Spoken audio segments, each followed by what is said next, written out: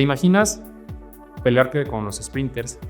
¿Te imaginas pelearte con todos los escaladores? ¿Te imaginas pelearte con todos y ganarles a todos y no dejarle a nada, absolutamente a nadie? Muchísimas cosas. Lo que se define talento, ¿no? Porque es cuando lo físico se junta con lo biológico. Físicamente él tiene un consumo de oxígeno muy elevado. Isaac estaba en 85. Ya una vez que ganó allí el Tour del Avenir, yo sospechaba que iba ya a irse al UAE. Una vez que pues, ya me despido de él, me dice, no, yo voy a estar bien, no sé qué. Digo, pues yo sé que tú vas a estar bien, o sea, pero ya nada más te voy a ver en la tele. Hay momentos en los que el deporte nos recuerda lo extraordinario que puede llegar a ser el cuerpo humano. Lo lejos que puede llegar cuando detrás hay método, ciencia, corazón y paciencia. Recientemente, un ciclista mexicano de apenas 22 años, Isaac del Toro, terminó segundo en el Giro de Italia, una de las 3 más grandes competencias del ciclismo mundial. Isaac cosechó en el último año grandes resultados y ganó una posición en el top ranking del ciclismo de ruta, siendo uno de los fichajes más valiosos del UAE Emirates, tras salir hace no tanto de las filas del equipo mexicano AR Monex. Para muchos, su nombre es nuevo, para otros, es la confirmación de algo que ya se veía venir. Un corredor con capacidades únicas, pero detrás de cada figura que brilla hay un equipo, y detrás de ese equipo hay gente que lo da todo. En este episodio vamos a dar una mirada retrospectiva e interna sobre cómo ha evolucionado la medicina del deporte. ¿Qué nos dice la historia del dopaje sobre los límites humanos? ¿Se puede predecir el éxito deportivo con estudios, análisis y datos? Hoy hablamos con un médico del deporte que trabajó varios años en el equipo AR Monex, justo en la época en la que Isaac del Toro comenzaba a destacar. Un profesional que ha visto de cerca cómo la ciencia, la pasión, el método pueden marcar la diferencia. Esto es Más Ciencia que Fuerza, un espacio donde exploramos la vida desde sus entrañas biológicas, éticas y humanas. Yo soy Axcam y aquí comienza el episodio de hoy. ¿Se hace o se nace? Medicina del deporte y el caso Isaac del Toro.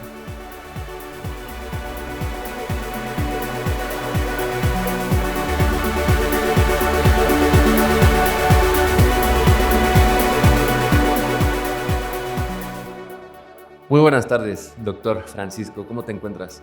Bien, bastante bien, a pesar del largo viaje para venir y grabar, que por fortuna pudimos ya coincidir en horarios, pero todo bien, muchas gracias por la invitación. No, pues muchas gracias a ti, Francisco. La verdad es que llevábamos tiempo cazándote un poquito y pues qué bueno que se dio esta oportunidad. Sabemos que vienes de muy lejos, así que vamos a tratar de hacer esto disfrutable, que sea ameno, que sea una conversación. Y me gustaría que empezáramos con una pequeña presentación tuya, que a lo mejor nos puedas también comentar tus redes sociales y pues a qué te dedicas. ¿Nos puedes dar una pequeña semblanza? Bien, mi nombre es Francisco Silva. Primero que nada, soy ciclista. Eso le digo así a las personas porque creo que eso es lo que me define. Soy un apasionado del ciclismo, sobre todo el de montaña. Yo nací allí con esa montaña y pues me dedico a la medicina del deporte. Estudié medicina del deporte en la Universidad Nacional Autónoma de México. Trabajo con atletas de todos los niveles. Me apasiona el alto rendimiento. Me gusta que un atleta pueda llegar a su máximo rendimiento posible. Si tienen lesiones, ayudarles a resolverlas. Trabajo con población también general que tiene alguna enfermedad como obesidad, hipertensión o que quieren mejorar simplemente su salud. Y pues bueno, lo que a mí me mueve y por lo que trabajo todos los días es porque un atleta pueda llegar y decirme pues con alegría, sí pude, me recuperé, sí me sentí más fuerte y aquí está mi medalla, ¿no? Muchas gracias. Eso es algo que me genera una satisfacción que no he podido encontrar en ningún otro lado.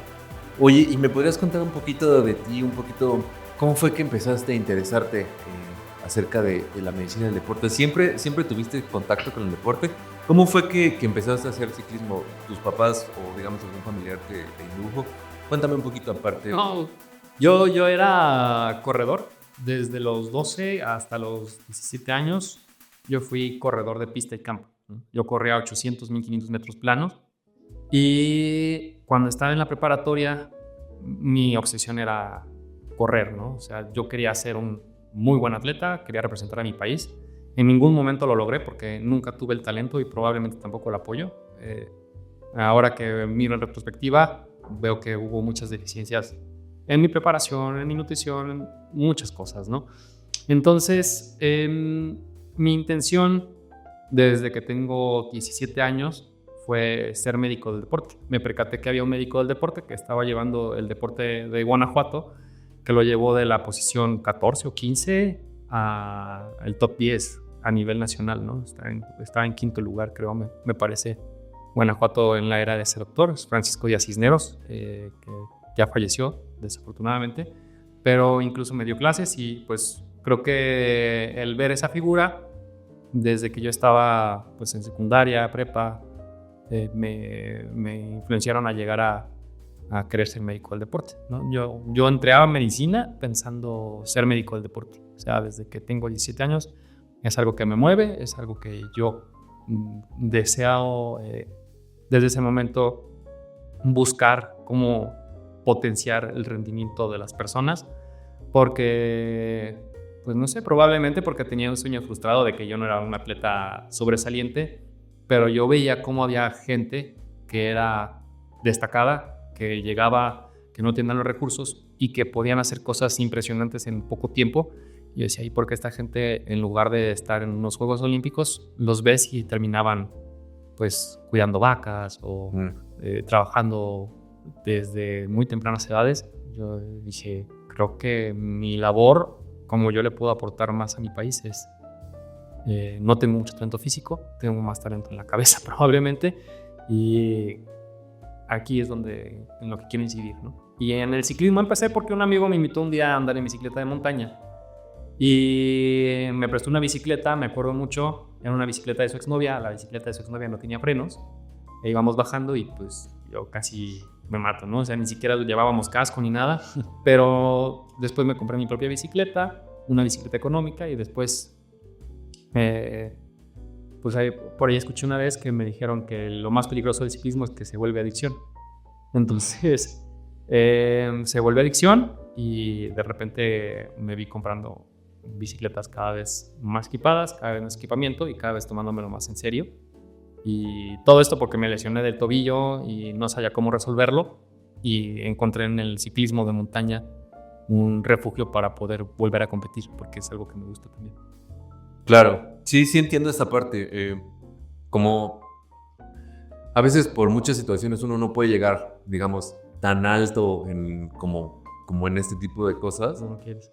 Sí, tan alto como uno quiere, pero lo interesante de esto es que hay varias aproximaciones, ¿no? Que uno puede llegar a tener, como esto, ¿no? Ahorita también como lo que estamos haciendo es una parte, ¿no? Que yo estoy tratando de dar como esa difusión.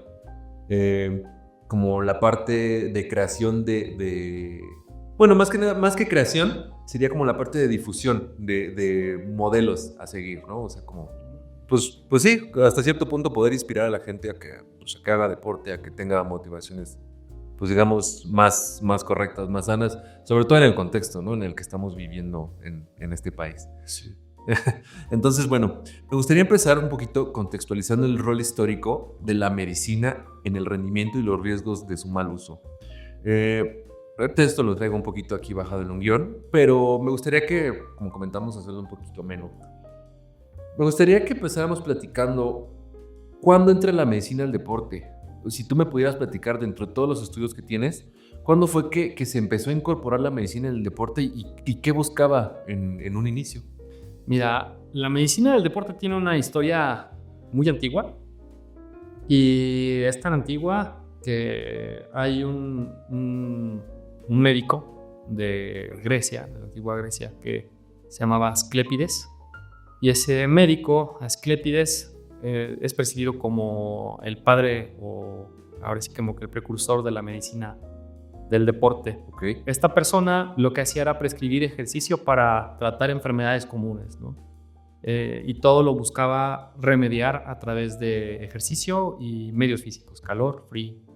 Entonces, ese fue como que el primer precursor. Hay una anécdota de que mató a varias personas por prescribir ejercicio de más, ¿no? O sea, pero pues ese es como el primer antecedente. Luego hay un libro que se llama The Art Gymnast, de arte gimnástica.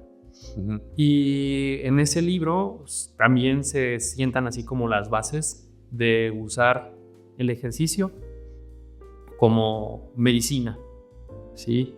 Y ya empieza a haber allí como una mención de varias actividades como el boxeo, como la carrera y entre otras actividades, ¿no? Que han estado en el calendario olímpico desde los inicios.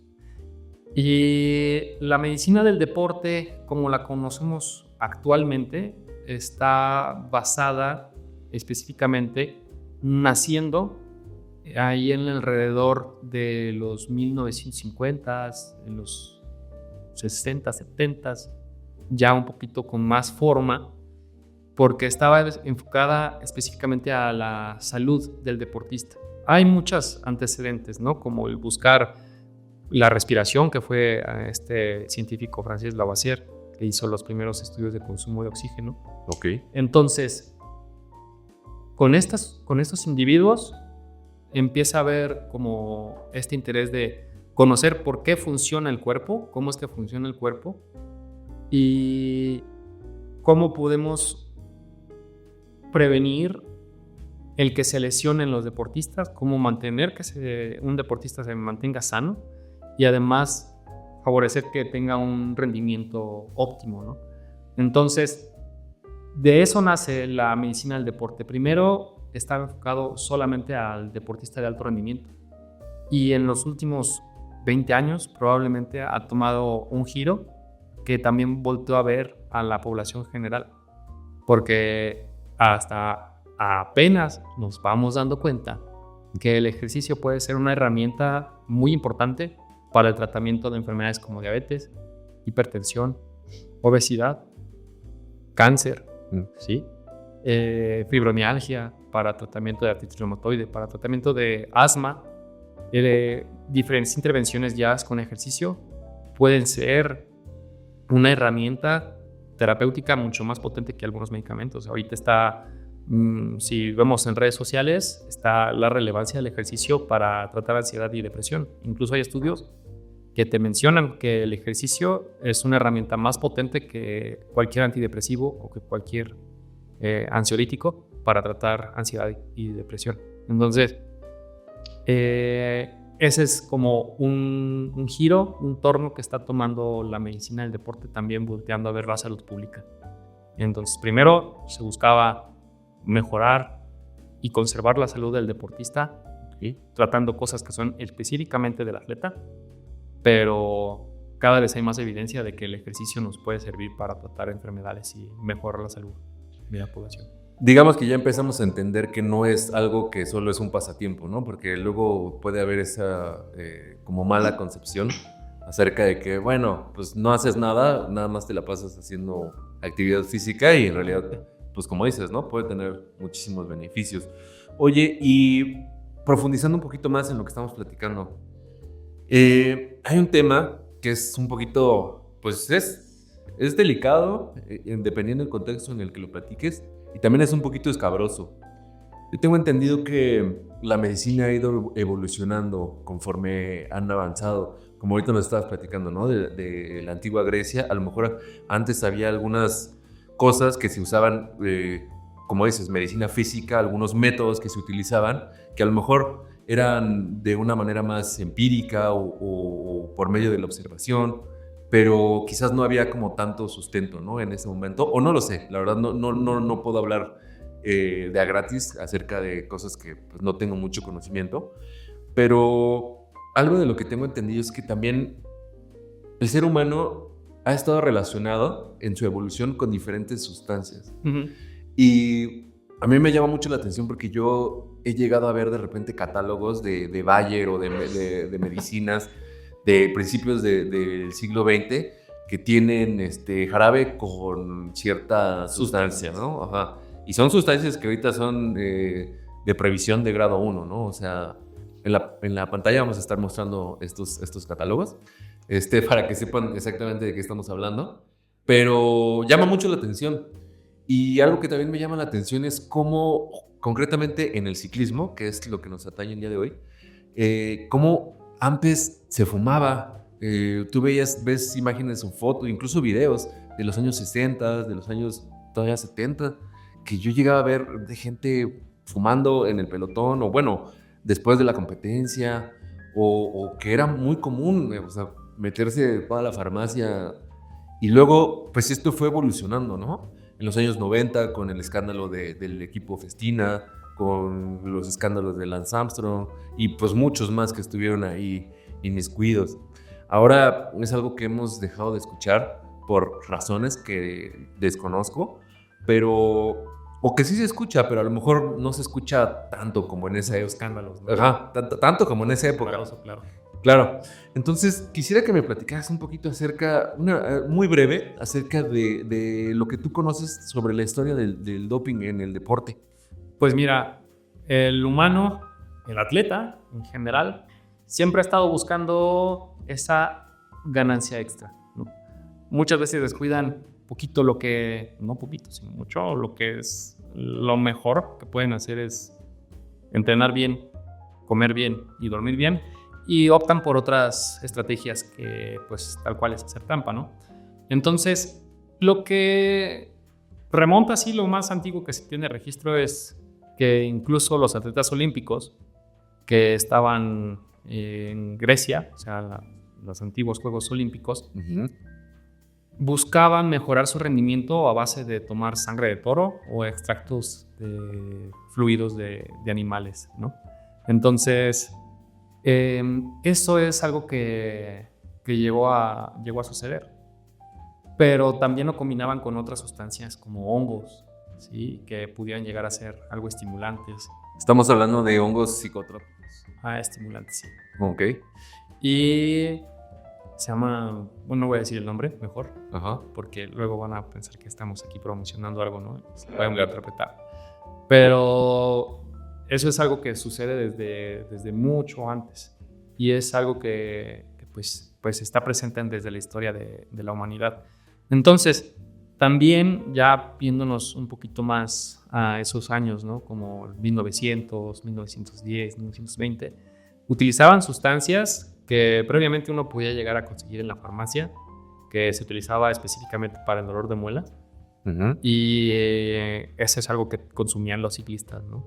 Hacían varios cócteles y consumían este tipo de sustancias. Y todo estaba como y dirigido al uso de sustancias estimulantes. Hay incluso, bueno, hay cosas que obviamente por cuestiones de censura no podemos comentar, pero sí, muchas de estas sustancias hoy nos parecería hasta absurdo, ¿no? O sea, como consumirlas por el conocimiento que tenemos ahora, ¿no? Del grado de daño que te puede llegar a hacer. Sí, que justo es que hubo casos en los que fallecieron personas por el abuso de estas sustancias durante la participación en eventos deportivos. Entonces eso empezó como a encender las alarmas ahí en los 60s, en los 70s todavía era algo, una práctica común en el pelotón, sobre todo pues ahora sí que en Europa. Sí, entonces ya después empezaron técnicas más sofisticadas, ¿no? El uso de hormonas para estimular la síntesis de sangre, el uso de autotransfusiones sanguíneas. Esto es lo que platicamos, ¿no? Antes de comenzar, que es lo que es el método que empezó el doctor Ferrari, ¿no? En su momento, que era el médico del deporte de Lance Armstrong. ¿Correcto? Así es. Ok. Todo este tipo de sustancias se empezaron a utilizar en ese contexto, por ahí de los 90s, 2000s. Y se empezó a detectar, por ejemplo, a Marco Pantani. Lo suspendieron de una gran vuelta, no me acuerdo si fue en el Giro o fue en el Tour de Francia, que lo dieron de baja porque tenía un hematocrito superior a 50, que se mantuvo, es como la regla límite que permite la UCI, hasta donde tengo entendido en este momento, ¿no? Y el uso de estas sustancias, pues produjo que dieran de baja a este ciclista, pero aún así no no lo sancionaron. O sea, nada más como que lo dieron de baja y pues vete por ahí un ratito y tal. Esta historia que me cuentas de Marco Pantani, la verdad, fíjate que es un ciclista que yo he llegado a admirar bastante. Pero ya conforme han pasado los años después de su pues, trágica muerte, como que cada vez te vas dando cuenta, ¿no? Como de que estaba metido o lo metieron, ¿sabes? Se habla de cosas que estaba con la Cosa Nostra incluso, o sea, cosas así como súper que pues, yo no podría asegurar, pero sí de repente como que este tipo de mundo, ¿no? De la alta competitividad te puede llegar o a lo mejor antes, ¿no? Que los llegaba a arrastrar como a círculos a lo mejor no tan deseables, ¿no? O no tan sanos. Es que se mueve mucho dinero y probablemente en esa situación o en ese contexto pues le tocó encontrarse con una persona que no era la adecuada o no sé. Realmente es que hay muchos rumores de que estuvo involucrados en estas cuestiones, pero no hay nada que esté probado, bien esclarecido. Claro. Pero pues por ahí va la historia del dopaje y pues es de manera muy breve, es una embarradita de... Claro, sí, hay muchísimo que saber. Sí. Oye, y sin afán de promoverlo, pero hablando desde la difusión y desde el conocimiento médico, ¿tú crees que hay nuevas formas de dopaje que la ciencia aún no detecta? Seguramente sí, y eso tienen acceso los países ricos y ampliamente desarrollados. Por ejemplo, Estados Unidos, por ejemplo, pues en su caso estaba Ucrania, tenían un método para alterar las muestras sin ser detectados. Uh-huh. Y pues muchos países tienen acceso a esto, ¿no? Por ejemplo, China también, una gran fábrica de producción de sustancias dopantes, muy probablemente sean personas que pues, tengan la capacidad de diseñar sustancias que no son detectables en este momento. Entonces, de que lo existe, pero de que cada vez hay test más sofisticados para detectar a las personas que hacen trampa, sí, también. Entonces eso como que abre así una luz al final del túnel. Ok. Y oye, tú me estás diciendo ahorita que esto es algo que es más empleado por los países que tienen mayor capital. Uh-huh. ¿Qué interés crees que exista detrás de esto, de que puedan generar una mayor inversión para este tipo de prácticas? Pues siempre está la lucha política entre países de decir mi modelo es mejor que el tuyo, mi ideología es mejor que la tuya, en mi ideología yo genero prosperidad, en mi ideología yo genero buenos resultados, en mi ideología mis deportistas sí rinden mejor bajo este modelo que bajo el tuyo, ¿no? Entonces, porque a final de cuentas, a nivel internacional, sí se demuestra que el deporte se pudiera utilizar como una herramienta, pues, política. Ok, perfecto. Sí, entiendo y sigo lo que me estás diciendo. En ese sentido, esto sería como lo denominado poder blando, ¿no? O sea, se dice que los países tienen diferentes tipos de influencias y de poderes, ¿no? Hay países que invierten mucho en armamento y ese sería como lo que le conocen en sociología como el poder duro. Uh-huh. Y el poder blando es como toda esta parte como de demostrar que tienes la mejor cultura, como estás diciendo, que tienes las mejores prácticas, que tienes los mejores programas de televisión, que tienes los mejores científicos, sí, ¿no? Entonces todo esto es como es como un tipo de carrera armamentística distinta, ¿no? O sea, porque estás buscando influenciar al mundo y estás buscando que el mundo a lo mejor se ponga de tu lado, ¿no? Para poder tener más respaldo económico o social en caso de algún conflicto, ¿no? O algo así sería, ¿no? Pudiera pensarse que sí, y pues a final de cuentas es algo que es obvio. La infraestructura que tienen, por ejemplo, los países desarrollados es muy diferente, deportivamente hablando, a la que tienen países que no están tan desarrollados. Hay un documental que se llama Split, y que habla de cómo es la diferencia cultural. Bueno, no habla, sino que se nota ahí luego la diferencia entre infraestructura que tiene Jamaica contra Estados Unidos, por ejemplo, y cómo Jamaica con muy poco crea campeones, ¿no? Pero pues con muy poco, pues pudiéramos decir que sí, pero pues tienen la materia prima que son personas dotadas genéticamente para lograr cuestiones grandes, ¿no? Pero a final de cuentas, la infraestructura también influye. El que puedas, como deportista, preocuparte solamente por entrenar, comer, dormir, descansar. A diferencia de un país que está poco desarrollado, donde el deportista tiene que dedicarse solamente, no se puede dedicar solamente a entrenar, ¿no? Sino que tiene que entrenar, tiene que trabajar, tiene que bajar 3-4 horas en transporte público para llegar a entrenar y regresar, y aparte pasar por varios obstáculos, aumenta el grado de dificultad. Entonces es como el decir, miren, yo con mi sistema puedo generar tantos campeones y pues somos más poderosos. Un caso bien interesante de esto es Cuba, ¿no? O sea que justo estás hablando de un país que aparentemente no tiene mucho recurso por un lado, pero por otro lado son grandes medallistas, ¿no? Exactamente. Pasando al bloque 2 de nuestro podcast, me gustaría hablar un poquito ahora acerca de la actualidad. Un poquito acerca de lo que me estabas platicando hace rato.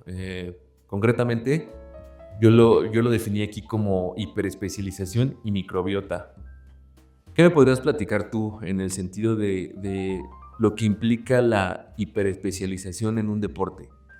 La hiperespecialización se refiere a que solamente te dediques a ese deporte, ¿no?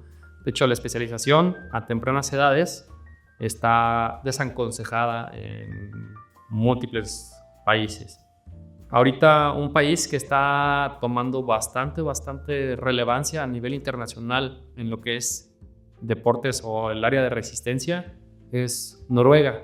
Y específicamente Noruega tiene prohibido la participación de niños menores de 14 años en competencias formales. Ok. Sí. O sea, pueden hacer competencias o como actividades recreativas, pero tal cual es algo que está prohibido, hacer una hiperespecialización a tempranas edades. Hay un caso muy famoso que se llama Jakob Ingebrigtsen. Son 3 hermanos. Son 3 hermanos, los 3 de ellos fueron campeones europeos, en 1500 metros planos. Y el papá los entrenaba a todos ellos, pero desde los 5 o 6 años, estos atletas ya corrían 50, 60, 80, 100 kilómetros por semana. Entonces esa es una distancia que no es manejable para muchas de las personas en la población en general. Estamos hablando de que unos niños tal cual lo estaban haciendo desde muy temprana edad. Entonces Jakob, a pesar de que es campeón olímpico, campeón mundial, campeón europeo, como que quedó bastante trastornado y los hermanos terminaron odiando al papá. El papá los convirtió en unos campeones, pero pues no disfrutaron la infancia. Entonces, como que ese caso hizo algo de ruido y ahora ya es prohibido que los niños participan a esas edades, ¿no? Entonces, sí, hay personas que dicen que tiene sus ventajas hiperespecializar a los deportistas desde muy temprana edad, iniciarlos temprano, pero pareciera ser que no es la mejor ruta. Oye, ¿y tú a qué edad consideras que se debería empezar? Bueno, o sea, según lo que has estudiado. Mira, introducirlos a la práctica deportiva o a la práctica de las actividades, no tal cual como un deporte, porque ya sería como algo que está reglamentado y todo, pero enseñarles a utilizar su cuerpo y que aprendan diferentes patrones de movimiento, pues desde que puedan caminar, ¿no? Que aprendan a hacer cosas con las manos, que puedan tener coordinación, que puedan utilizar su cuerpo, ¿sí? Porque luego vemos que hay niños que no saben lanzar una pelota, no saben cachar una pelota, no se pueden sostener de un pasamanos.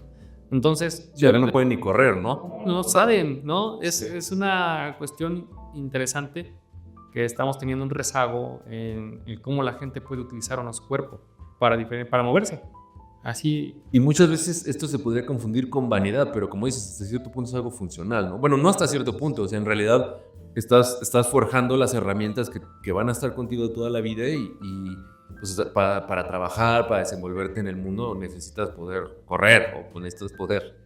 No es una cuestión meramente recreativa, sino que estamos hablando que son habilidades básicas, porque, como dicen por ahí, ¿no? Estamos diseñados para movernos. Exactamente. Y si no lo enseñas desde pequeño a que pueda patear un balón, que pueda lanzar una pelota, que pueda batear, que pueda pedalear, ¿sí? ¿Qué tan pronto? Hay niños que desde los 3 años ya saben pedalear. No con esas bicicletas de... Sí, las de balance, ¿no? No, o sea, con pedales, que ya desde los 3 años pueden pedalear. Y eso significa que los vas a convertir en un superatleta. Pues realmente no. Es como pensar que porque ya sabes cómo meter primera, segunda en un coche, vas a ser piloto de Fórmula 1. Claro. Entonces, más que nada es enseñarle, que lo vea como parte, como si fuera un juego a esta persona, y que en el momento indicado esta persona decida por la actividad que más le apasione, que más le mueva, porque esa es la fórmula para el éxito, ¿sí? Si te están forzando los papás, si te está forzando, hay algún tipo de presión el del entorno. Sí, porque también hay muchos papás que se proyectan, sí, o sea, como tal, proyectan sus frustraciones y el niño acaba odiando el deporte Exactamente. O la actividad física que le están inculcando. En algunas ocasiones llega a ser exitoso, pero muchos de los casos no. Cuando hay mucho talento, puede funcionar, pero pues a final de cuentas, si no hay pasión de por medio por parte de la persona que lo está haciendo, casi es una receta para que haya fracaso. Ok. Oye, y en el sentido de la hiperespecialización, ¿el riesgo sería una cuestión más mental o también tiene riesgos físicos? Físicos también. Por ejemplo, puedes obtener como desenlace primario mayor riesgo de lesiones, alteraciones en el crecimiento de la persona, sí, o sea, alteraciones en el desarrollo, crecimiento y desarrollo, que no crezca como tiene que crecer, que no alcance la talla que tenga que alcanzar, sí, que no hormonalmente no responda como tiene que responder, o sea, que tal cual sus glándulas hormonales no funcionen como tienen que funcionar. Y eso pues representa hacerle un daño a un individuo. O sea, y no solamente las lesiones físicas, ¿no? Sino también lo que puede llegar, porque eso lo puedes resolver en algún momento, ¿sí? O sea, se lastimó la rodilla, pues, lo tratas, haces alguna cuestión, okay, pero la alteración endocrina, esa, ¿cómo le haces? O sea, eso es un poquito más complejo. Tienes que llevar un manejo multidisciplinario, tienes que ir con un endocrinólogo, tienes que ir con un nutriólogo, médico del deporte, con psicólogo, para poder darle seguimiento a todas esas alteraciones que se produjeron por una práctica hiperespecializada. O de sobreesfuerzo, ¿no? Como tal. Exactamente. O sea, porque en este sentido es tan negligente quien no le inculca moverse a una infancia como quien lo sobreesfuerza, ¿no? En ese sentido. Sí. Y pues ambos extremos son malos. La moderación siempre se acompaña de mejores resultados. Y claro, ¿cómo cambia el enfoque médico cuando se entrena un ciclista juvenil para competencias de élite? Ya, digamos, cuando están entrando en edades donde pueden empezar a ser más, pues digamos, más competitivos, valiendo la redundancia. Justamente ahorita hablando, o sea, como cerrando esto de la hiperespecialización, claro, y el inicio de edades tempranas, tener en cuenta que cuando comienzan temprano, la mayor parte de la mejoría pudiera llegar a ser debido a que están creciendo, ¿sí? Uno no puede catalogar a una persona que tiene 14, 15 años como un buen ciclista, un mal ciclista, un buen deportista, un mal deportista, en aquellos deportes que se refieren a pesos, segundos, ¿sí? o distancia. Es como probablemente sea porque estás creciendo muy rápido y ahorita eres muy bueno, y tomar en cuenta a esa persona que a lo mejor no está destacando mucho y darle tiempo de que vaya recuperándose, ¿no? que vaya mejorando en lo que le pega a la pubertad. Claro, todo es un proceso, ¿no? Aparte, hay un caso. ¿Quién era Roglic o Pogačar? ¿Quién era de ellos dos quien se dedicaba Esquiador. a esquiador, ¿no? Es Roglic. Roglic, sí.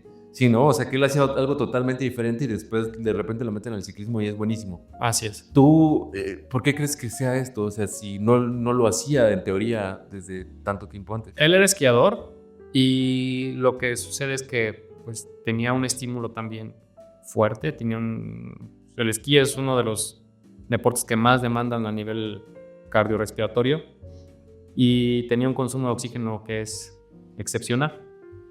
Entonces, esto le permitió acceder a altísimos niveles para la práctica que se requiere.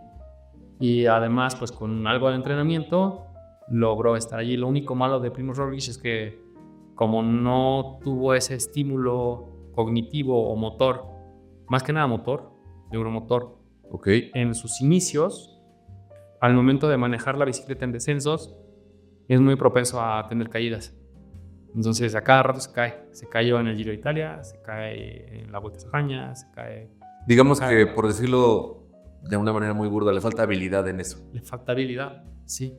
Ok. Sí, entonces... Obviamente es mucho mejor que yo en eso, ¿eh? No lo digo obviamente no, de una manera es mejor que yo. Despectiva, pero sí, entendiéndolo a ese nivel, ¿no? Que la más mínima deficiencia, por llamarlo de alguna manera, con todo respeto, es clave, ¿no? Para ganar a ese nivel tan alto.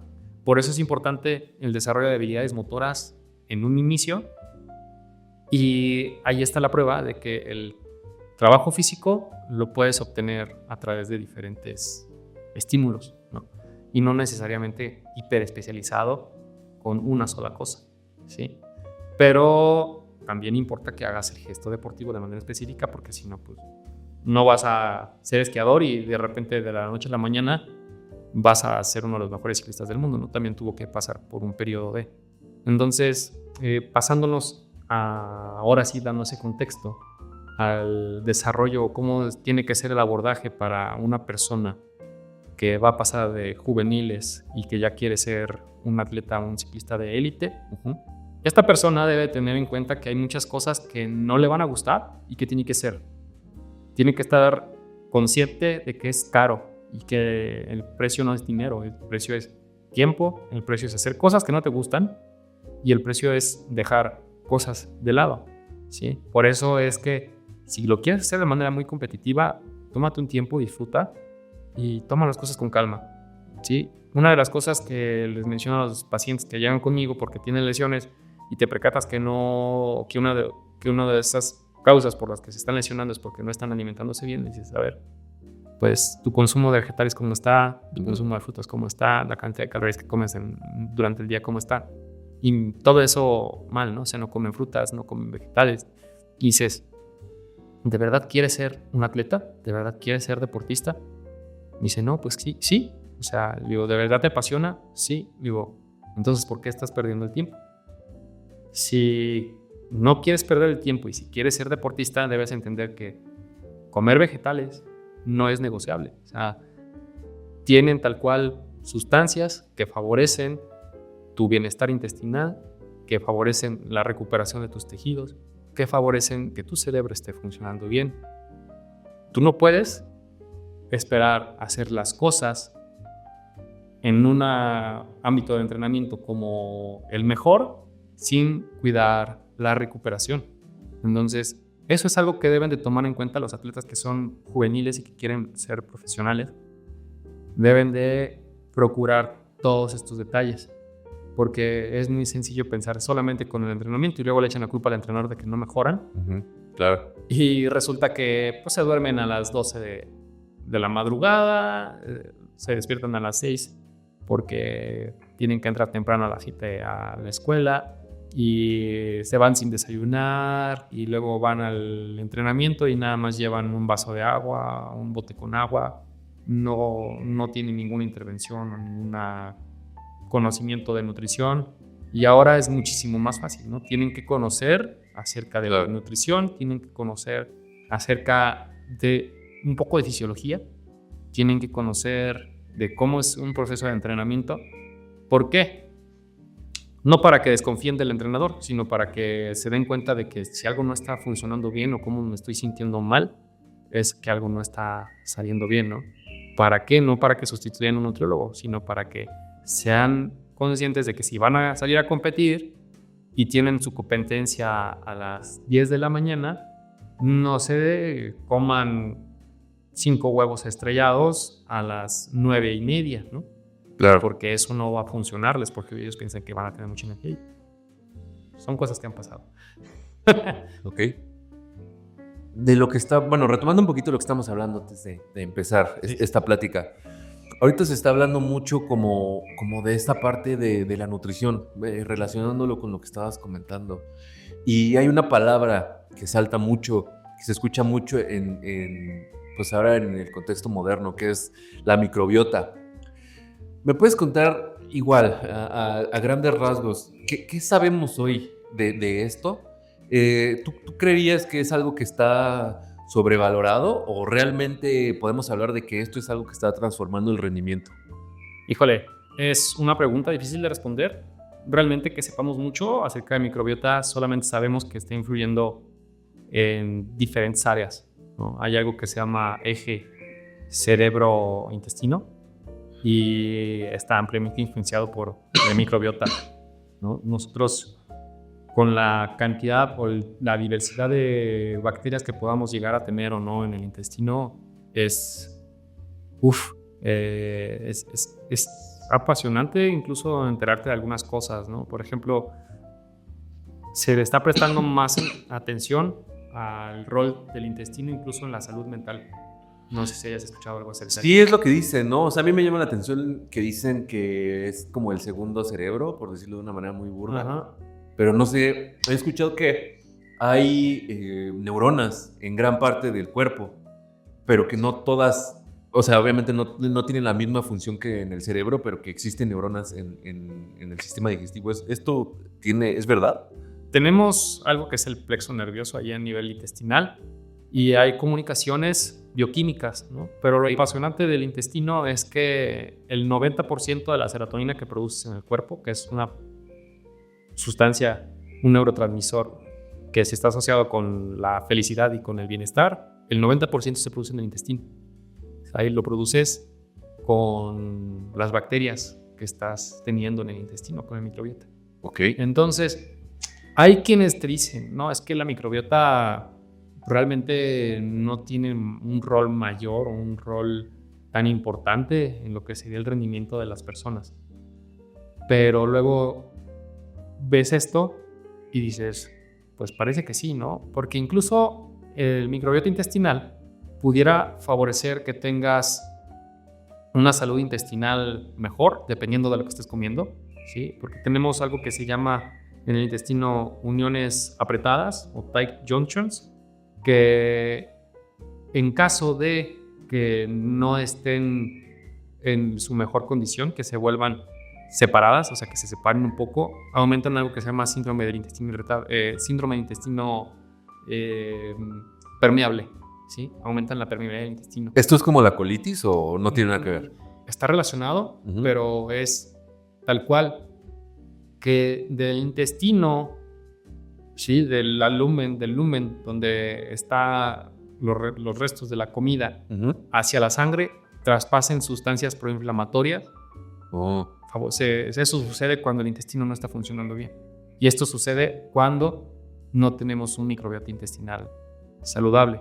Y ojo, esto es algo que, por ejemplo, si eres ciclista, si eres corredor o si eres un deportista de resistencia, te puedes percatar que en caso de que consumas algunos geles, que consumas algunas gomitas y al terminar te sientas muy inflamado o que termines con síntomas gastrointestinales o que incluso termines con fiebre, es probable que sea porque tienes una translocación bacteriana por permeabilidad intestinal.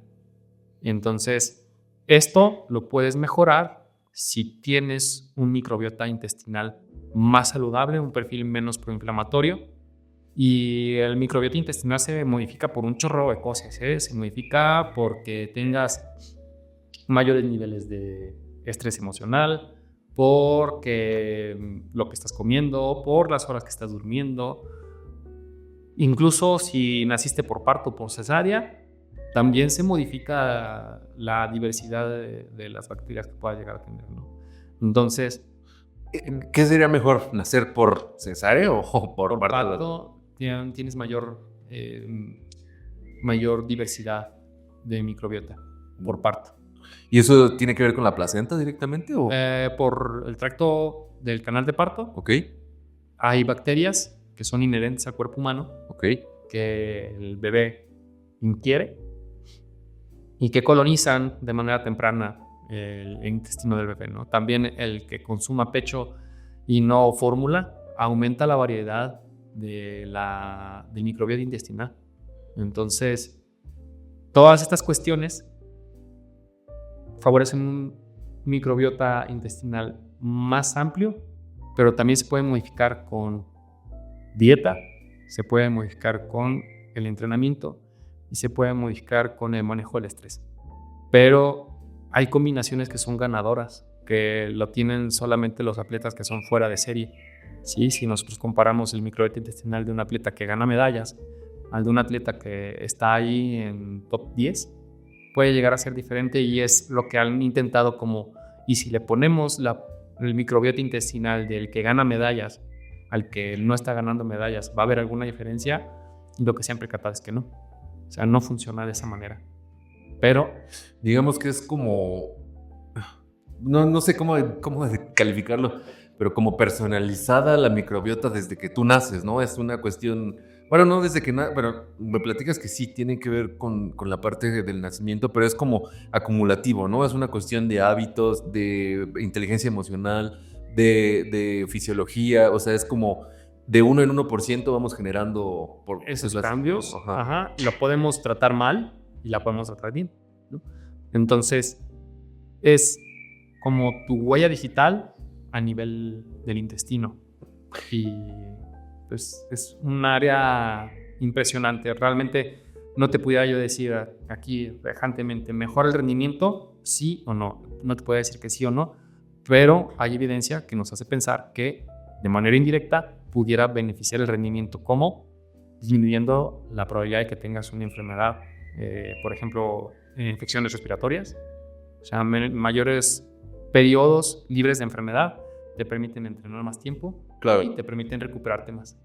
Claro, sí, simplemente, o sea, el hecho de estar más sano, tienes más tiempo de estar recuperándote y mejor regeneración muscular, mejor tiempo de entreno, entonces simplemente, ¿no? Desde ahí es como hasta preventivo, ¿no? Tener una buena salud digestiva en ese sentido. Exactamente.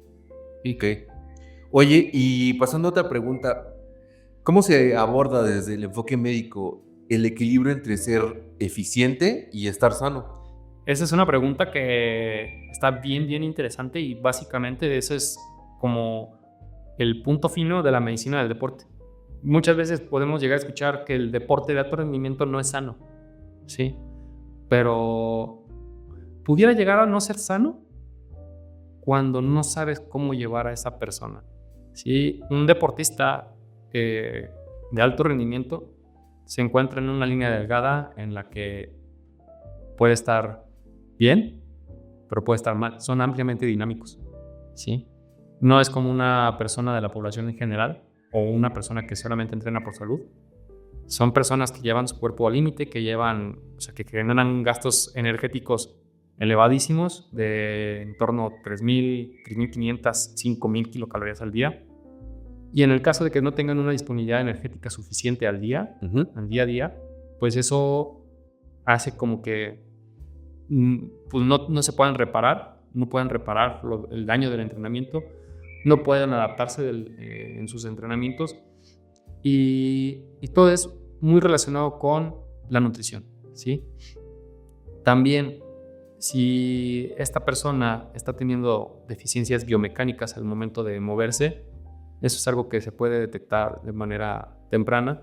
Tampoco es como que todo lo que detectes y que no te guste al ojo lo vas a querer corregir, pero hay cuestiones que son muy evidentes que se tienen que mejorar, ¿no? ¿Como el pie plano, digamos? No. Por ejemplo, en un lanzador de béisbol, que necesita una gran movilidad de hombro, pues te necesitas que, si ves que tiene una restricción hacia la rotación externa y una restricción hacia la rotación interna, tienes que mejorarle eso antes de que se vaya a lesionar, porque son demandas específicas del deporte. Ok. Entonces, lo vuelves eficiente y lo vuelves sano. Lo mantienes sano. En un ciclista, por ejemplo, que es hacia donde creo que va a estar más esta población, se basa mucho en que tengan el estímulo de entrenamiento adecuado, pero además buscar que hormonalmente y que se hagan también chequeos hasta cierto punto constantes. Esto hablando de unas personas que son de alto rendimiento. Y también monitorizar las sensaciones. Si sientes como que en algo no está bien, probablemente no está bien. O sea, si sientes cansancio constantemente, si te sientes irritado, si sientes que ya no estás disfrutando del deporte, probablemente no estés llevando el camino que es, ¿no? Claro. Es muy interesante cómo los cambios relacionados con sobreentrenamiento se presentan primero a nivel psicológico y a nivel bioquímico.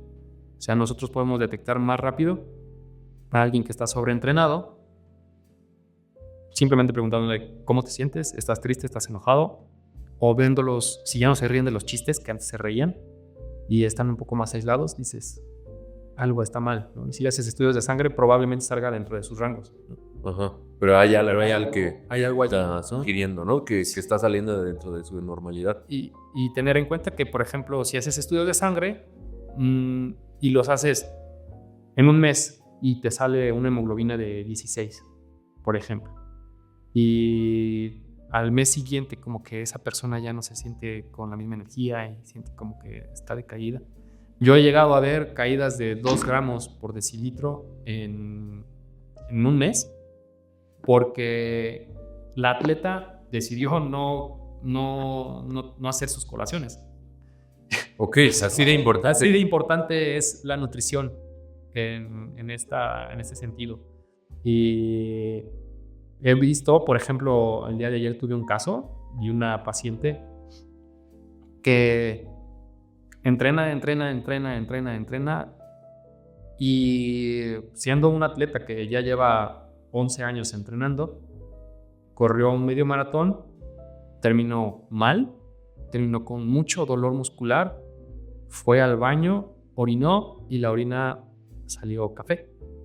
Y eso es que estaba tirando una proteína a través de la orina, que esa proteína se llama mioglobina.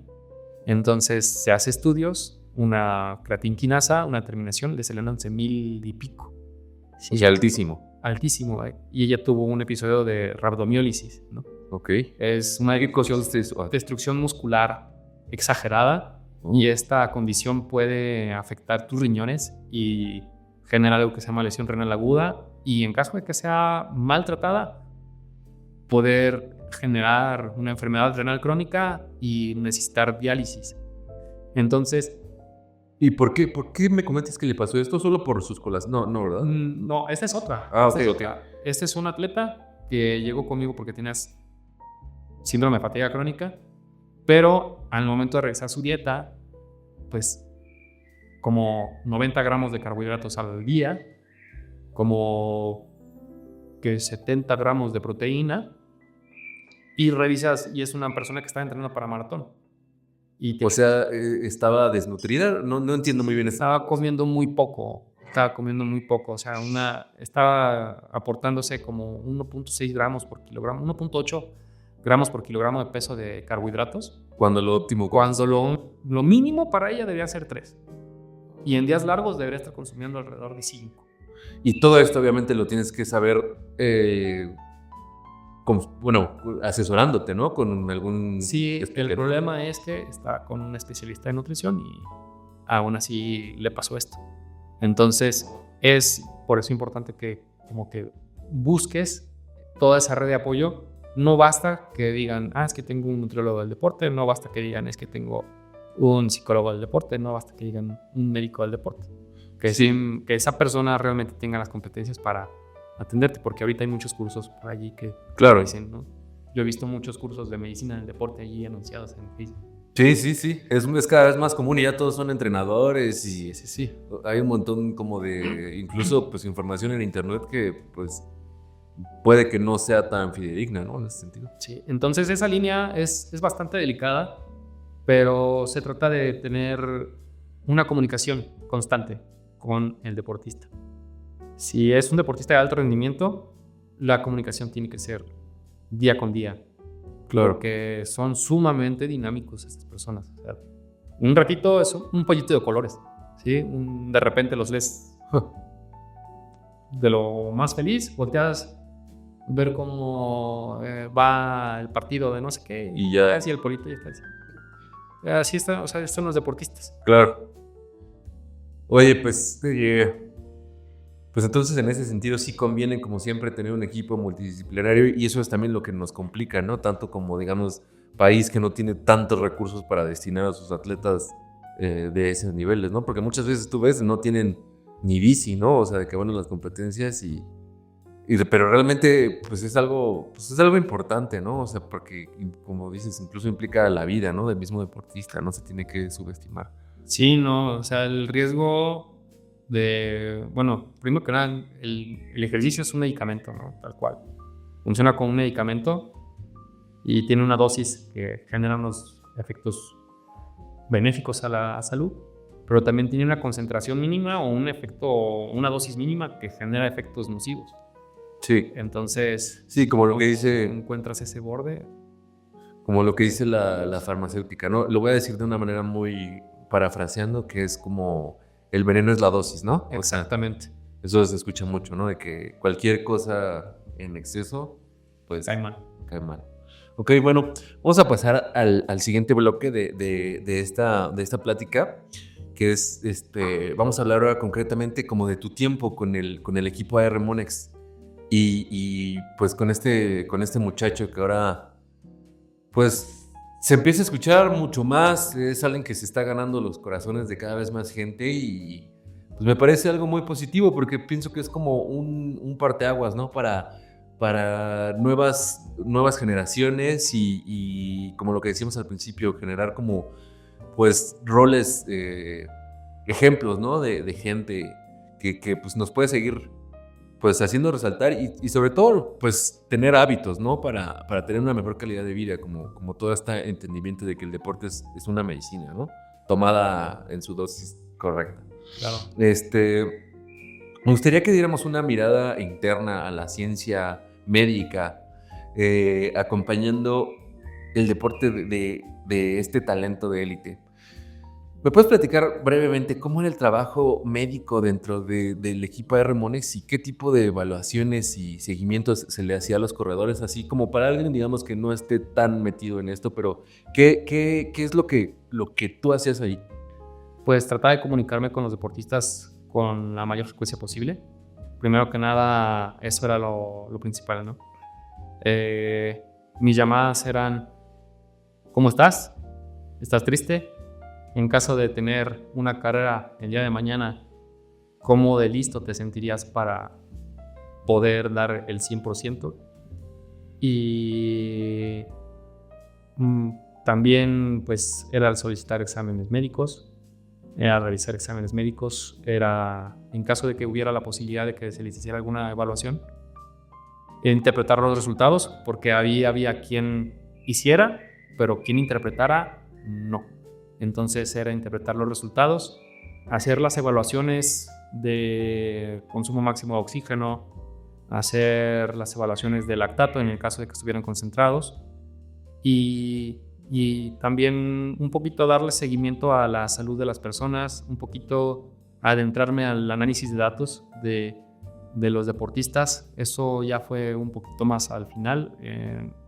Ahorita creo que lo están retomando apenas, pero el año pasado dejé como una batería de marcadores a los que se les debe dar seguimiento por medio del análisis de datos y por medio de valoraciones fisiológicas específicamente, y para observar la progresión de la persona. También en esto se tiene que tomar en cuenta los resultados que puedan llegar a tener deportivamente hablando, ¿no? Y pues de eso se basa el trabajo, más que nada monitorizar que todo esté bien. En caso de que algo esté mal, llegar con el entrenador y decirle, oye, creo que se te está pasando la mano. Oye, ¿sabes qué? A este atleta le hace falta este micronutriente. Lo detectamos con el examen de sangre. Entonces, estamos hablando que es algo más preventivo, ¿no? Que de emergencia, porque muchas veces tenemos pues no sé si es una cuestión cultural de nuestro país, de que solo vamos al doctor hasta que ya nos sentimos de plano bien mal, ¿no? Y entonces yo he escuchado de médicos que dicen que la mejor medicina es la prevención, ¿no? Entonces, Exactamente. pues puede parecer que a lo mejor como que mucha gente decía, no, pues es que no está haciendo mucho, ¿no? Porque a lo mejor no les estás poniendo agujas o no les estás haciendo algún tratamiento en concreto. Pero Sí. el simple hecho, como dices, ¿no? O sea, de preguntarles cómo están, es una pregunta súper importante, ¿no? O sea, de cuáles son las sensaciones que tienes, cómo está tu estado de ánimo, porque como nos comentabas, ¿no? Es algo que es, pues, la primera señal, ¿no? De algo que podría empeorar. Exactamente. Y sí parece como que se hace poco de repente, pero cuando no se hace se nota mucho. No, y aparte, cada corredor es diferente. O sea, tienes que estar viendo valores diferentes, personalidades diferentes. Realmente ese es un trabajo que todo el tiempo que es muy exigente, me imagino. Sí, sobre todo la convivencia y el poder ganarte la confianza de cada uno de los corredores. Porque había unos que me costaban más trabajo que otros, ¿no? Había uno que practicaba muchísimo. Tengo el nombre, pero no lo voy a decir porque no es ético. Pero en el caso específico de Isaac del Toro me costaba mucho trabajo hablar con él. ¿Cómo era su personalidad? De lo que nos puedas platicar. Yo tenía la sensación de que no le caía bien. O sea, yo dije, pues es que este cuate no me contesta, le mando un mensaje y no me contesta. Y las pocas veces que llegué a hablar con él, cuando le preguntaba cómo estaba, me decía, pues estoy cansado, pero pues me dicen que hay que meterle y yo le meto, ¿no? Ok, muy enfocada. Sí. Y bien, o sea, nunca grosero, pero yo sentí así como que no había mucha química. Me costaba mucho trabajo hablar con él porque no contestaba. Pero ya después me di cuenta que es un rasgo propio que él tiene, y ya que platiqué con él así persona a persona, pues una persona pues, muy divertido. Es un niño, a final de cuentas, y bromea como un niño y juega como cualquier otra persona, ¿no? Es como que se lleva bastante bien cuando ya estás persona a persona, pero no es mucho de interacción por medios digitales. Sí. Pero es como ese reto, ¿no? Así como él, había otros que igual me costó trabajo. Sí, como dices, igual muchas veces ni siquiera es una cuestión de tomarlo personal, ¿no? Solo tienes son su temperamento, su personalidad, y simplemente a lo mejor ellos están totalmente enfocados en otra cosa, ¿no? Y más como alguien así, que tiene ese perfil como tan específico, muchas veces tienen algo distinto, ¿sabes? Como, no sé, una personalidad que a lo mejor también llega a ser clave, ¿no? En lo que está haciendo ahora, por ejemplo, ¿no? Entonces, ahora pasando a la parte de todo esto que monitoreabas y todo esto que estudiabas, estamos hablando un poquito acerca de, muy, muy superficialmente, de su personalidad. Sí. Pero en el ámbito físico, fisiológico, ¿destacaba? ¿Era, digamos, diferente a cualquier persona que te puedas topar en la calle? Y si es, ¿qué es lo que él tiene diferente como deportista? Muchísimas cosas. Tiene lo que se define talento, ¿no? Porque es cuando lo físico se junta con lo biológico. Entonces, físicamente él tiene, o cuando yo lo revisé, tenía un consumo de oxígeno muy elevado. El consumo de oxígeno es la cantidad de energía que puedes obtener. Estas son las famosas pruebas de VO2 max. Exactamente. El consumo de oxígeno es la cantidad de energía que puedes producir a través del oxígeno. Okay. Así tan, ¿no? Tiene una definición más técnica, pero pues, para la audiencia esta es súper buena. Y ese valor es muy alto, ¿no? Por ejemplo, una persona normal en la calle que te encuentras tiene 35, 45. Una persona más o menos entrenada, 45, 50. Alguien ya que le dices, esa persona es buena, ¿no? O sea, 60, 69. Oye, ¿y eso tendría que ver también con a lo mejor haber nacido en algún lugar con altura o no tendría nada que ver? Hay lugares en los que se relaciona pues el poder haber nacido en altitud. Porque ya eres los colombianos, o sea, muchos del pelotón colombiano son de gente que creció en las alturas. Sí, pero influye más, es como el tamaño de tu corazón. Está ampliamente determinado por el qué tanta sangre por cada latido puede expulsar tu corazón. Entonces eso define la cantidad de litros por minuto que puede transportar tu corazón. Y directamente tiene que ver con la Está oxigenación. relacionado con la cantidad de oxígeno que puedes absorber. Claro. Y eso mejora muy poco ya después de... Isaac tenía un consumo de oxígeno de 83, 85, si no mal recuerdo. O sea, altísimo. Altísimo. Oh. Sí, un atleta elite que está aquí al elite local tiene 70, ¿no? Una fuera de serie, una mujer fuera de serie es lo que tiene, 70. Ok. ¿Sí? Pero un hombre que apenas como para que sea elite, Ajá. buenecillo, a nivel elite regional, 70, 75. Ok, entonces sí estaba... Y si tienes una mujer que tiene 70, 75, no la dejes ir porque esa mujer puede ser campeona de algo grande, ¿no? Ok. Entonces, Isaac estaba en 85. Y ahorita, pues, si crece, probablemente aumente unos cuantos mililitros más. Pero hay otras cosas que también tiene. No es nada más el consumo de oxígeno, porque a ese nivel en el que él se mueve, muchas de las personas tienen ese mismo consumo de oxígeno, 80. Oye, y en términos muy burdos, ¿qué es lo que beneficia tu consumo de oxígeno? O sea, ¿te hace que te canses menos? ¿Hace que seas más explosivo? ¿Qué es así concretamente lo que ayuda? Hace que puedas sostener esfuerzos prolongados, ¿sí? Durante un tiempo prolongado, ¿no? O sea, esfuerzos durante un periodo prolongado. Y es... ¿qué tanta energía puedes echar solamente con el oxígeno? ¿Sí? ¿Qué tanta energía puedes utilizar solamente con el oxígeno? Ok. O sea, antes de que tus músculos lleguen a algo que se llama intolerancia al ejercicio, o también le dicen de manera burda la fatiga, ¿sí? Y otras cosas que tiene es precisamente unos umbrales de lactato o umbral ventilatorio elevados. Okay. Eso es algo que también tiene Isaac. Oye, ¿y esto es algo que también compartirían atletas históricos como, digamos, Michael Phelps o Lance Armstrong incluso? ¿O? Lance Armstrong debería tener un umbral de lactato alto, elevado. O sea, me refiero a antes de las cuestiones... Del lactato, del consumo de oxígeno, sí. Ok, y tiene que ver también directamente con el tipo de deporte en el que pueda ser mejor. O sea, digamos, no es lo mismo los maratonistas kenianos digamos, los sprinters, ¿no? Como de Jamaica. Exactamente. Pero ¿podrían tener números en este sentido parecidos? ¿Los maratonistas a un ciclista? A un ciclista o a un sprinter, digamos, como Usain Bolt, por ejemplo. No. ¿O es muy distinto? El sprint y la carrera de larga distancia son deportes diferentes a pesar de que ambos corran. Ajá, pero digamos, ¿su consumo de oxígeno podría ser parecido o es distinto? Bueno, puede llegar a ser parecido, pero en general es más bajo, está en torno a 45, 50, 60 si quieres ya exagerarle. ¿De quién? De los sprinters. Ok. Sí, pero de los sprinters de los que son corredores, ¿eh? Ajá. ¿Y de sprinters así del pelotón de ciclismo? 75, 70. Ok. Más o menos por ahí deberían estar. Okay. Porque no se nos olvide que a pesar de que son sprinters, es un doble reto para ellos. Tienen que subir montañas.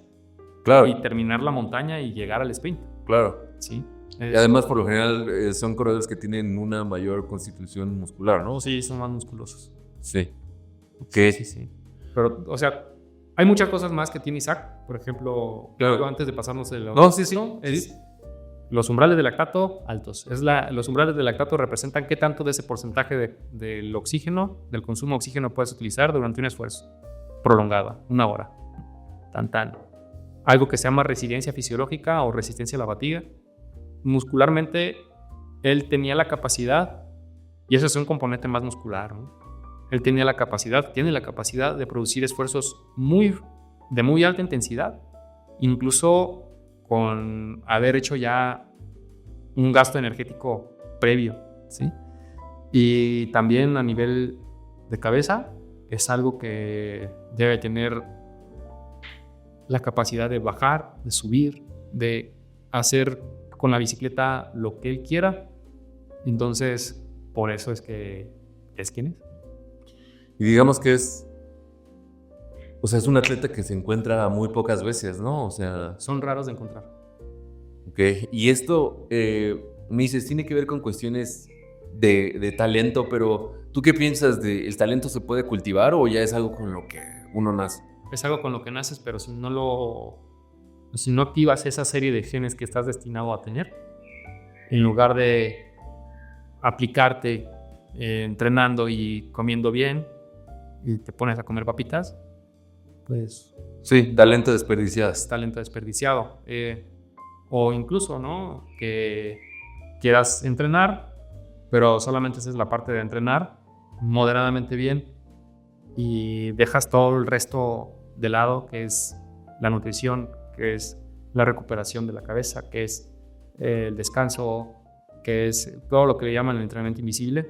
Si dejas todo eso de lado, también no vas a llegar al máximo potencial. Entonces, en caso de que tengas todo lo suficiente para ser excelente a nivel genético y no lo explotas, no se va a expresar. Okay. A menos que seas un titán, ¿no? Muy fuera de serie. Oye, Pancho, y pues ya hablando como de cuestiones más personales, más emocionales, digamos, ¿qué sentiste de ver a uno de las personas con las que trabajaste directamente ahorita ya en esos niveles tan altos? ¿Tú qué te genera? Uf. Mira, cuando Isaac ganó el Tour del Avenir, allí en el 2023, toda la semana yo no pude dormir viendo la carrera. En ese momento ya yo tenía una relación un poquito más cercana con él, o sea, ya platicaba más.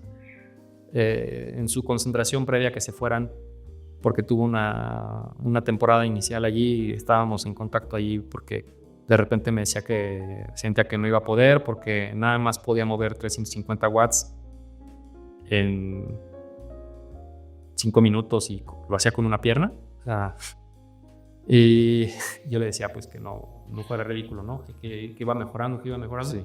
Entonces, aparte, él venía saliendo de una lesión, para quien no lo sepa. el fémur izquierdo. Ok. Y sí es el izquierdo, creo. Sí recuerdo que es el izquierdo.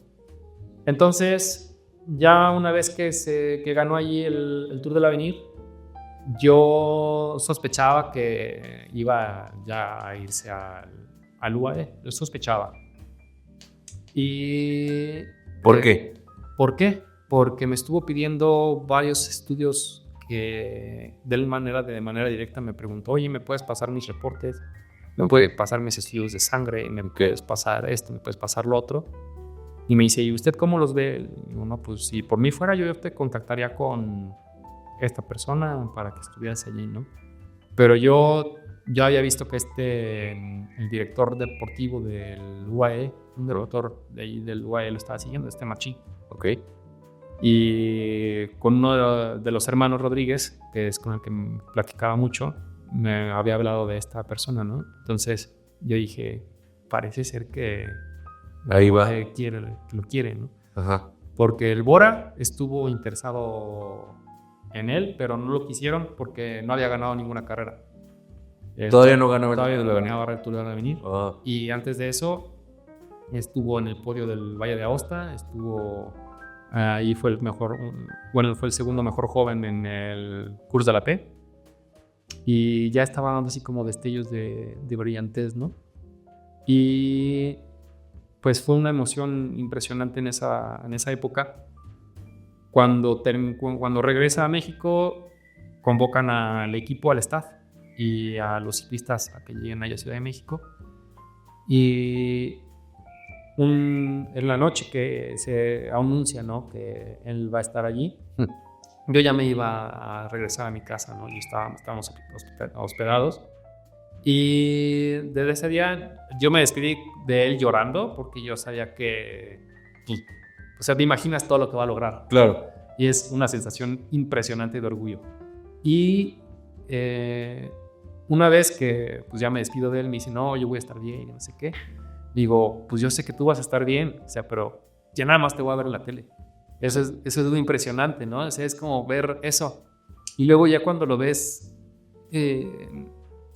materializado, y ya que lo ves así que se viste de rosa y todo, Sí. dices, wow. Es una locura. Sí. Y pues nada, o sea, la verdad es que es como ver cumplida un deseo de poder apoyar un poquito en el deporte mexicano. Sí. Y ver que alguien logra sus sueños y ver que realmente en México hay talento porque somos una región muy grande y que te hace pensar, ¿hay más Isaacs del Toro? ¿O Claro. hay más potencial para estar allí? Lo hay, solamente falta que esté en Europa y eso es lo que está haciendo la R. Y ahorita tiene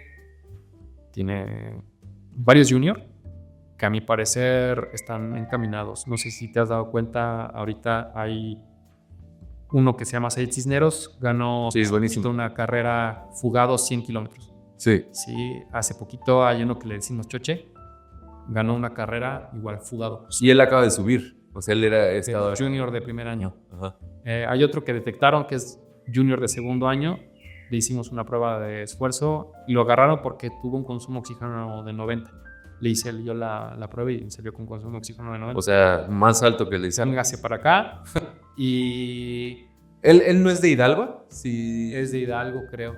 Creo que ya me Tacho. has comentado. Ajá. De Tacho. Y entonces te das cuenta que, o sea, ese sueño también es posible para otras personas y lo que me da mi gusto es lo que sentí con este Isaac es pues, inigualable, ¿no? O sea, yo como ese tipo de sensaciones son por las que uno se levanta todos los días y por las que yo digo, pues nada más por el hecho de haber hecho esto ya vale la pena haber estudiado medicina en el deporte. O sea, es una locura. Oye, y para cerrar este bloque, ¿hay algo que tú recuerdes de él? ¿Alguna frase o algún hábito? Algo que tú hayas dicho, aparte de todo lo que ya hablamos, como este va a llegar bien lejos. ¿Algo recuerdas de él así que nos puedas compartir?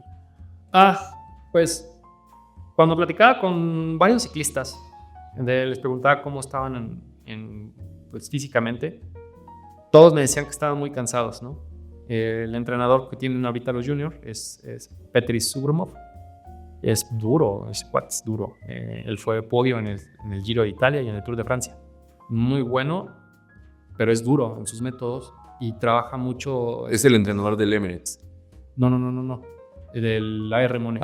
Ok. Sí, es duro en sus métodos y platicaba con algunos de los ciclistas y algunos me decían, es que estoy fundido, no me recupero. Y yo trataba así como de mediar, así como que pues denme su oportunidad de recuperarse, tal, ¿no? Y con él yo le preguntaba, ¿cómo estás? Me dice, estoy cansado. Y digo, o sea, ¿necesitas recuperarte? Me dice, pues si me dan chance, sí. Dice, pero si no, yo le entro. Es esa capacidad de resiliencia, esa mentalidad de, pues aquí estoy, yo lo que me pidan yo lo hago. Esa mentalidad de tener trabajo en equipo, porque recuerdo que me habló algo acerca de que pues en pocas palabras voy a traducir, es algo que no dijo él con sus palabras, claro, pero me dio a entender que sin un equipo no se puede hacer las cosas, ¿no? Sí. Y es una persona agradecida y es una persona que pues que hace las cosas bien, ¿no? O sea, que él solito dice, es que yo no puedo hacer tonterías porque entonces voy a estar perdiendo el tiempo y yo no puedo perder el tiempo porque quiero hacer algo y si quiero hacer algo, pues lo tengo que hacer en serio y lo tengo que hacer bien. Porque una de las preguntas le pregunté, ¿y por qué no tienes novia? Me dice, pues porque no hay tiempo, ¿no? O sea, no hay manera. Ahorita ya tiene novia y me dice está bien, ¿no? Bueno, pero también es ciclista. Sí. Romina Hinojosa, Sí. que recientemente ingresó al Loto. Al Loto. Entonces, yo creo que ahí pueden empatar, ¿no? Como en esos hábitos que pueden llegar a tener los dos, ¿no? Exactamente. Y ya después me di cuenta de que era algo personal cuando Romina me dijo que tampoco ella le contestaba los mensajes. Sí. Alguna vez platiqué con ella y también me dijo, no, es que Isaac es diferente. Así, solo así me lo dijo. Entonces, para cerrar la última pregunta acerca de este gran muchacho que ahora es orgullo de México, ¿tú cómo lo definirías en 3 palabras? Me gustaría que me dijeras, yo podría definir a Isaac en esto y esto. Híjole, está dura la pregunta, pero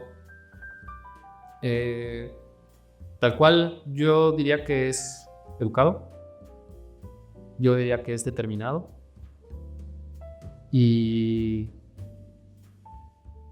tal cual pues es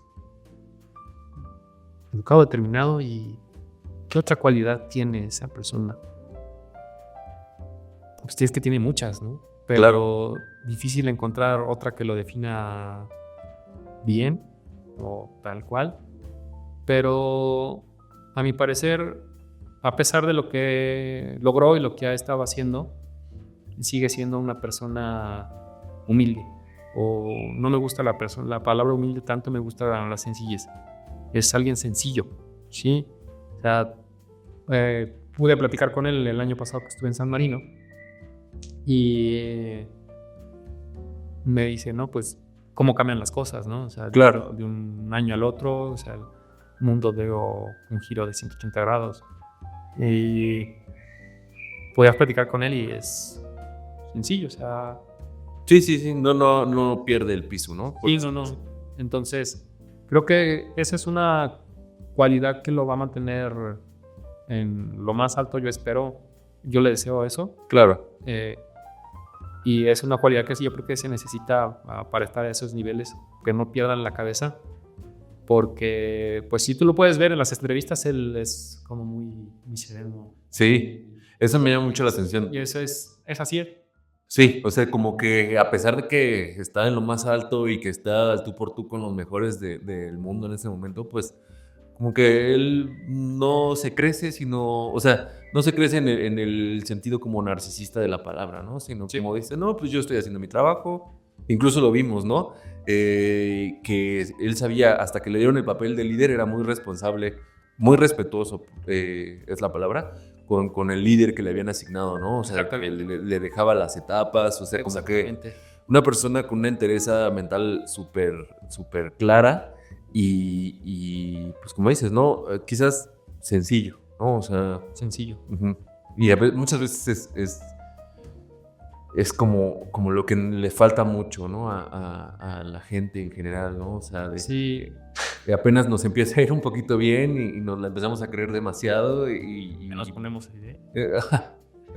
Sí, o sea, es difícil controlar el ego, ¿no? Que sí, es una parte de la personalidad y de la mente que nos puede comer. Pues bueno, te agradezco mucho esto que nos compartiste y afortunadamente, pues creo que tenemos Isaac para rato, ¿no? O sea, acaba de subir a esa categoría y pues es su primer año, bueno, ¿qué es? ¿Su segundo año? Su segundo año con el equipo. Su segundo año. Con el Bayern. Ajá, y ya le van a renovar el contrato y creo que todo va a estar bien y esperemos que todo le salga súper bien, ¿no? Entonces, bueno, me gustaría que platicáramos, ya estamos a punto de terminar esta conversación. ¿Se puede realmente predecir quién va a llegar lejos o sigue siendo impredecible? El rendimiento sí se puede predecir hasta cierto punto, pero lo único que puede predecir el rendimiento es el rendimiento en sí mismo. Sí, si alguien llega a mi laboratorio y veo que tiene buenos valores y pudiéramos decir que tiene indicadores de que le puede ir bien, pudiéramos decir que le va a ir bien, ¿no? Pero especialmente en ciclismo, esa es una pregunta difícil de contestar, porque hay muchas otras variables, el manejo, el cómo se mueve en el pelotón, la técnica para subir, para bajar, en el caso del ciclismo de montaña, es importante. Oye, ¿y tú piensas que el entorno juega un papel importante, digamos, desde cómo te forjas psicológicamente, la genética, los valores. ¿Tú piensas que todo es un conjunto? Completamente, sí. No es lo mismo haber nacido en un país que no tiene una buena infraestructura o una cultura de deporte amplia, a haber nacido, por ejemplo, en Noruega, donde en Noruega adoran a los deportistas de resistencia. Y tienen, tal cual los periódicos hablan del deportista noruego que hace unas hazañas de resistencia, ¿no? No es lo mismo haber nacido en ese entorno que favorece tu desarrollo deportivo a nacer en un entorno que favorece otro tipo de conductas que a lo mejor son más sedentarias. Claro, sí, yo también pienso eso, que en gran parte, bueno, muchos de los ciclistas europeos incluso son tercera o cuarta generación de ciclistas, ¿no? Es decir, que su abuelito corría el Tour de France y pensándolo desde esa óptica, pues lo que está haciendo ahora Isaac, pues es algo como totalmente sin precedentes, ¿no? Absolutamente. Y se habla por ahí de lo que pasó, ¿no? Con los que ganó los 4 jerseys. ¿Tú habías escuchado de esto es fácil de hacer? O sea, ¿o es común? No, eso no. ¿Qué implica ganar los 4 jerseys del Tour del Avenir? Que digamos es el Tour de Francia, sub-23, por decirlo de... Hay varios jerseys. Uno es el jersey del más joven. Otro es el jersey de los puntos, que ese se lo dan al que llega a los sprints intermedios, porque saben que no todo el mundo puede disputar la carrera, y entonces hacen como el que es el premio para los sprinters, ¿no? Entonces para los sprints intermedios, un jersey verde. Luego está el jersey para el que es el rey de la montaña, ¿sí? El que sube más rápido, el que sube primero, el que llega primero a algún puerto, y el jersey de la clasificación general, el amarillo. Entonces, ¿te imaginas pelearte con los sprinters? ¿Te imaginas pelearte con todos los escaladores? ¿Te imaginas pelearte pues, con todos y ganarles a todos y no dejarle a nada, absolutamente a nadie? Eso es lo que... Y aparte ganar la general. Y aparte o sea, prácticamente le ganaste a todos. A todos. En sus terrenos. En todo. Y entonces, eso es difícil de conseguir y eso solamente había pasado en una ocasión en la historia del Tour del Avenir. Ok. Con Greg LeMond. Ok, estamos hablando que tenía casi 40 años de no haber pasado, o más, ¿verdad? Sí. Sí, porque tengo entendido que él empezó a correr a finales de los 70, principios de los 80. ¿No te hubo un regreso a Mochat? Es, creo que de los 90s, 80s. Hace como un año platicamos con él. Tengo entendido que él ganó su primer tour en el 84. Si no estoy equivocándome, si me equivoco lo voy a corregir en pantalla. Pero sí, o sea, realmente es algo que prácticamente tenía más de 40 años de no pasar. Exactamente, y solamente Greg LeMond, que fue un fuera de serie, y lo repitió Isaac, ni siquiera Tadej Pogačar lo hizo. O sea, Tadej ganó el... Entonces estamos hablando de algo muy, muy extraordinario. Sí, y tampoco es como decir que Isaac es superior a... Sí, no. Es circunstancial, pero... Circunstancias, sí. Sí. Pero potencialmente hay algo que ahí se ve, ¿no? O sea, sí, absolutamente. Ok, bueno, para concluir con esto me gustaría cerrar con una reflexión hacia ti. Como te platicamos al principio, este podcast se llama Más Ciencia que Fuerza. Fue algo que ahí sacamos con un amigo de antes que hacíamos, pues hasta cierto punto, competencias amateur. Y nos gustaba mucho estar pensando como en esto, ¿no? De cómo mejorar, no solo como en fuerza, como en el entrenamiento, como cargando pesas o corriendo más rápido, sino era como de, pues, ¿qué es lo que nos pueda seguir haciendo mejores, ¿no? Y, pues, hasta cierto punto consumíamos contenido, literatura, de una manera un poquito más empírica, te lo puedo decir, pero siempre como que nos llamó la atención. Entonces, ¿tú qué podrías decir? ¿Más ciencia que fuerza o es un balance? No, es un balance. Realmente, si te casas solamente con la ciencia y dejas de lado la parte práctica y lo que es la realidad, te vas a equivocar. O sea, la ciencia llega y le da fundamento a las decisiones que pudieras llegar a tomar, pudiera orientar lo que vas a decidir, pero las decisiones se toman en el campo y, Claro. y debe haber un balance.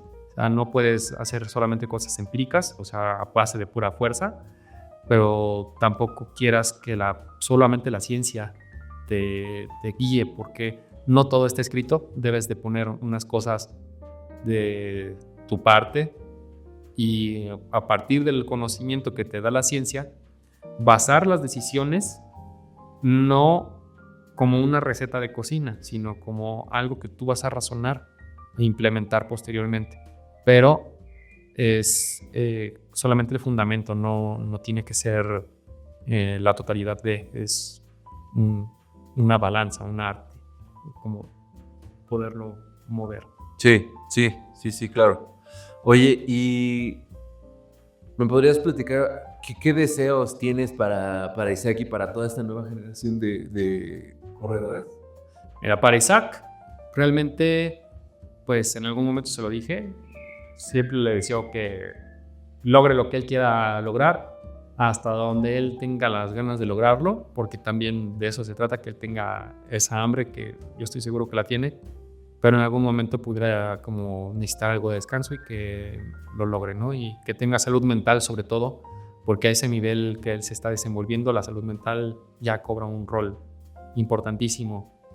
Y a los demás ciclistas que vienen en camino, que hay más, sí, afortunadamente, y que afortunadamente también el equipo de la R lo está poniendo ahí en el mapa, y ahorita el equipo también Petrolike está haciendo su labor. Pero no tanto bueno, ya también estamos metiendo un poquito más a jóvenes, pero con los jóvenes específicamente y con los que yo trabajo y que si llegan a ver esto, pues todo mi cariño y todo el apoyo. Si se llega a necesitar algo, estamos disponibles, y que yo espero que pues no tengan que recurrir a un plan B, ¿no? Que siempre el plan A, que es el llegar a ser profesionales, que es estar en un World Tour, lo logren y sin que estén pensando en ¿y qué voy a hacer si no? Que se adhieran al plan A y que lo logren. Eso es lo que les deseo a esos muchachos. Oye, y la cara B que hablábamos, porque vemos siempre a los corredores, pero pues detrás de todo eso, como comentábamos al principio, hay mecánicos, hay managers, hay médicos del deporte, hay nutriólogos. ¿Tú les podrías dar algún consejo, ya que te estás dedicando ahorita a esto de manera profesional? ¿Qué mensaje le darías a todo este personal joven que quiere empezar a trabajar en áreas relacionadas al deporte? Híjole, que es pesado, es un trabajo casi a veces de 24/7. Sí, no hay como el deportista no descansa, los otros deportistas probablemente tampoco estén así como haciendo pues lo menos posible, sino que todo el mundo está buscando siempre la ventaja competitiva, y tal cual, que lo hagan con pasión. Si hacen con pasión las cosas, si lo hacen con algo que les nace de manera intrínseca, les va a ir bien. Realmente, si eso es algo que los mueve, si es algo que te apasiona ver cómo gracias a tu trabajo un deportista puede lograr hacer grandes cosas, seas mecánico, seas fisioterapeuta, seas psicólogo, seas médico, si no eres indolente ante la cuestión que puede pasar en un deportista y te involucras realmente con el resultado de esta persona y te comprometes con el proceso de esta persona o de este equipo, se da un porcentaje máximo de esfuerzo. Entonces, eso es algo que les aconsejo, ¿no? Que lo hagan con pasión. Y en términos de trabajo, o sea, también, sí es algo que está creciendo, ¿no? O sea, yo veo que cada vez hay más carreras, hay más gente, o sea, a lo mejor bueno, sí, también hablando de alto rendimiento, pero, o sea, yo veo que cada vez se pone más de moda, afortunadamente, como de que correr un maratón, como de que correr alguna carrera de trail, como cualquier cosa. O sea, sí es algo que apunta a que exista más trabajo, ¿no? En el futuro. Sí, es un área que afortunadamente está creciendo y que afortunadamente pues también va a impactar en la salud pública de las personas. Y pues realmente capacítense porque como va a haber mucha demanda, también va a haber algo de oferta, ¿no? O sea, va a haber competencia. Pero eso, si lo hacen exactamente, y a final de cuentas, si son personas competitivas que les gusta la competencia, van a terminar preparándose, van a terminar buscando también ser mejores. Entonces, siempre y cuando existan las condiciones necesarias, ustedes búsquenlo y lo pueden lograr. Oye, y como último, me gustaría que a lo mejor dentro de toda esta plática hay gente que le interesa tomar alguna asesoría contigo. ¿Estás disponible para este tipo de servicios? ¿Hay alguna forma en que te puedan contactar? Sí, a través de mis redes sociales. Me pueden escribir directamente al Instagram. En Facebook casi no respondo. Ok. En Instagram es DR Francisco Sí, o también me pueden escribir directamente al Instagram de JoyMD. Ok, lo vamos a poner en la pantalla también para que quien guste seguir aquí al Dr. Pancho pueda hacerlo y seguir sus muy valiosos consejos. Pues te agradezco mucho tu tiempo, te agradezco mucho el viaje que hiciste para poder platicar aquí con nosotros, para este espacio que estamos tratando de inaugurar. Pues sobre todo con ese... Yo no creo que vayamos a salvar el mundo ni me siento demasiada cosa. Más bien me gusta hablar de este tipo de temas porque genuinamente me interesan. Y así como a mí me interesan, yo creo que hay mucha gente que le interesen y que qué mejor que de primera mano puedas hablar con una persona experta, con una persona que está en continua capacitación y con una persona que también estuvo y ha estado relacionado con uno de los, bueno, varios de los deportistas, pues, que están ahorita en la élite, ¿no? Entonces, siempre es importante no escatimar en este tipo de consejos porque, como comentamos brevemente, hay mucha gente que no respeta estas disciplinas y, pues por decirlo de alguna manera, son charlatanes. Entonces, pues bueno, nada más para cerrar con ese agradecimiento. Sigan las redes sociales del doctor, suscríbanse a nuestro canal para tener más contenido de este tipo.